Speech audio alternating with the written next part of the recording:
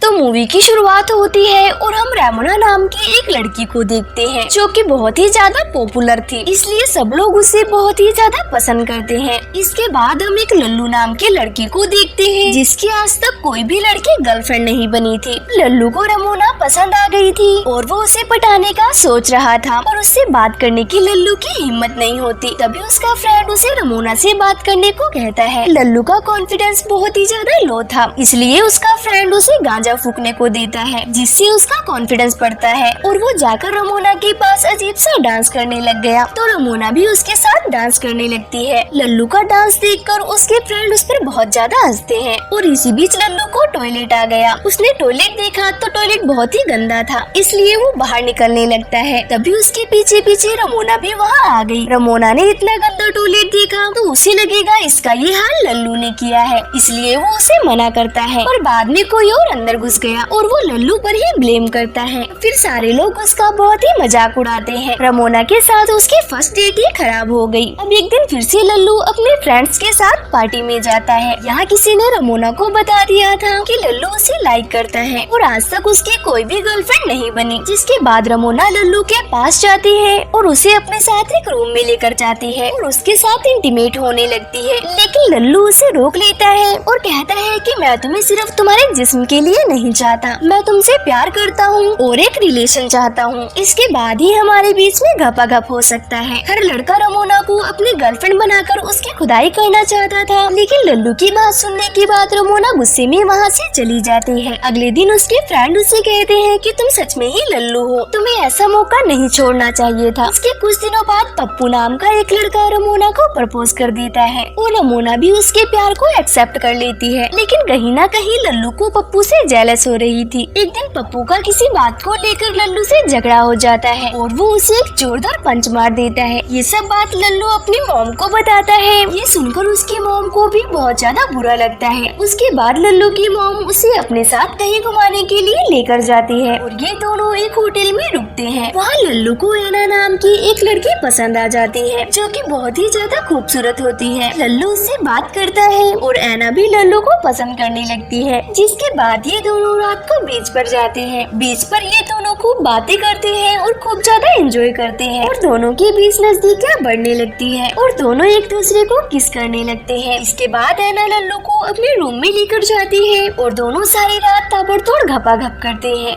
सुबह होने पर लल्लू को पता चलता है कि ऐना को जॉब से निकाल दिया गया है क्योंकि कल रात किसी ने लल्लू को उसके रूम से बाहर निकलते हुए देख लिया था, जो कि होटल के रूल के खिलाफ है। इसलिए वो इस शहर को छोड़कर जा रही थी। हालांकि लल्लू उसे रोकने की कोशिश करता है, लेकिन ऐना उससे कहती है कि मेरा एक बॉयफ्रेंड है जो कि बहुत ही ज्यादा अमीर है और हम दोनों का कोई भी फ्यूचर नहीं है और इसीलिए मैं ये शहर छोड़कर जा रही हूँ। ये कहकर ऐना वहाँ से चली जाती है। अगले दिन रेमोना लल्लू को अपने घर पर बुलाती है और उसे बताती है कि पप्पू और उसके बीच झगड़ा हो गया था और पप्पू ने उसे बहुत मारा, जिस वजह से उसके सर पर चोट भी लग गई है। रेमोना उसकी लाइफ में वापस आना चाहती थी, लेकिन लल्लू उससे कहता है कि अब उसे उसकी कोई जरूरत नहीं है क्योंकि उसने भी एक लड़की को अपनी गर्लफ्रेंड बना लिया है। तब रेमोना लल्लू से उसकी गर्लफ्रेंड का नाम पूछती है, लेकिन अभी तक लल्लू को उस लड़की का नाम तक नहीं पता था और न ही उसके पास उसका कोई भी कॉन्टेक्ट नंबर था। अब ये सुनकर रेमोना लल्लू पर हंसने लगती है और उसका मजाक उड़ाने लगती है। उसे लगता है कि कोई भी लड़की लल्लू की गर्लफ्रेंड बनना नहीं चाहेगी और इसी बात को लेकर दोनों में बहस हो जाती है। लल्लू गुस्से में अपने घर चला जाता है। अगले दिन लल्लू होटल के ओनर से ऐना का कॉन्टेक्ट नंबर और एड्रेस ले लेता है और ऐना से बात करता है। दोनों ही एक दूसरे से मिलने का डिसाइड करते हैं और फिर रात को ये दोनों एक दूसरे के साथ डेट पर जाते हैं और पार्टी में एक दूसरे के साथ डांस करने लगते हैं। इसके बाद ये दोनों एक बाथरूम में जाते हैं और घपाघप करने लगते हैं, लेकिन वहीं एक गार्ड इन्हें देख लेता है और वो लल्लू के मुंह पर एक पंच मार देता है। अगले दिन हम ऐना को लल्लू के घर देखते हैं। लल्लू ऐना को कहता है कि तुम अपने बीएफ को हम दोनों के रिलेशन के बारे में क्यों नहीं बता देती। तब ऐना उससे कहती है कि हम दोनों का कोई भी फ्यूचर नहीं है और मेरा बॉयफ्रेंड बहुत ही ज्यादा अमीर है, मैं उसे बहुत ही प्यार करती हूँ, इसलिए मैं उसे नहीं छोड़ सकती। ये सुनकर लल्लू को बहुत ही बुरा लगता है और वो गुस्से में अपने घर चला जाता है। फिर हम देखते हैं कि लल्लू का एक फ्रेंड उससे फ्रेंडशिप तोड़ देता है, क्योंकि रमोना ने लल्लू के बारे में एक अफवाह फैलाई थी कि लल्लू और उसका फ्रेंड गे है